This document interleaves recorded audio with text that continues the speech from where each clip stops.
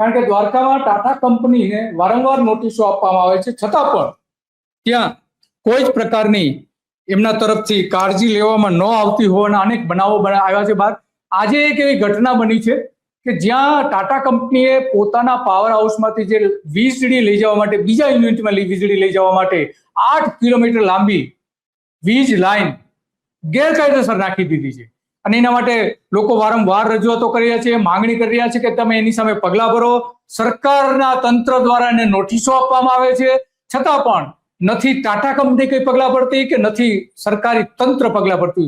કારણ કે આ વીજ લાઈન એવી જોખમી છે કે રોડની બરાબર કાંઠે નાખી દીધી છે અને ગમે ત્યારે ગમે તે અકસ્માત થઈ શકે છે.